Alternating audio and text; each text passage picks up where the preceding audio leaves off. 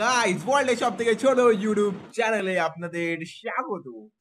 তো ভাই, বহু প্রতীক্ষিত বাংলা 5টা সিনেমা নিয়ে কথা বলবো, যেটা যখন রিলিজ করবে না, বক্স অফিস জাস্ট ফেটে যাবে। তো নাম্বার 5-এ আমি যেটা রেখেছি সেটা হলো দেবদার টেক্কা বাই সৃজিত মুখার্জি, আমাদের বাংলার অন্যতম সেরা একজন পরিচালক। তো তার দুজনার যখন কোলাবোরেশন হবে তখন বক্স অফিসে আর টিকিট থাকবে না। টিকিট কাউন্টার লোকেরা তখন বলবে যে ভাই, এত থিয়েটারে লোক হয়ে গিয়েছে যে নিচে সিনেমা দেখছে লোকে বসে, মাটির নিচে শুয়ে শুয়ে লোকে সিনেমা দেখছে। তো নাম্বার 5-এ থাকছে টেক্কা। নাম্বার 4-এ আমি যেটা রেখেছি সেটা একটু এক্সপেরিমেন্টাল সিনেমা, জিদ্দার সিনেমা। জিদ্দার সিনেমার নামটা কি আপনারা একটু গেস করুন। আপনারা সবাই জানেন জিদ্দার সিনেমার নাম হলো বুমেরাং। তো বুমেরাং এমনই একটা সিনেমা যেটা জিদ্দার কেরিয়ারকে কিন্তু বদলে দিতে পারে। যদি মাল্টিপ্লেক্সে এই সিনেমাটা যদি একটা ভালো বিজনেস করে তাহলে তো আর কোনো ব্যাপার নয় গুরু।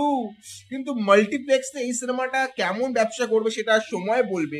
কিন্তু এটা সিঙ্গেল স্ক্রিনের জন্য এই সিনেমাটা ডেফিনেটলি না, তাই জন্য এই সিনেমাটা আমি নাম্বার 4-এ রেখেছি। না হলে নাম্বার 2 বা নাম্বার 1-এ এই সিনেমাটা কিন্তু থাকতে পারতো।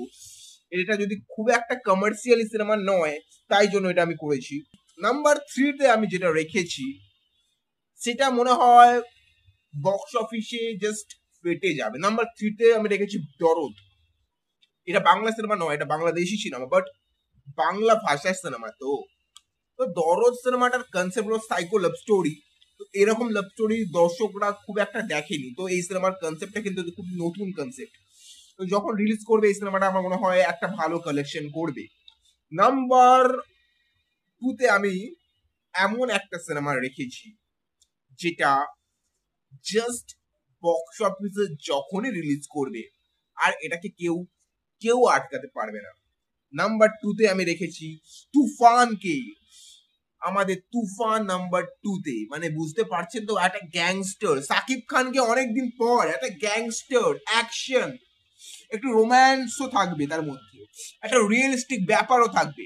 এই ব্যাপারটা যদি শাকিব খান ঠিক মতো পুল আপ করতে পারে তো এই সিনেমাটা one of the best action film in Bengal cinema হতে পারে। তো সেটা সময় বলবে। তো নাম্বার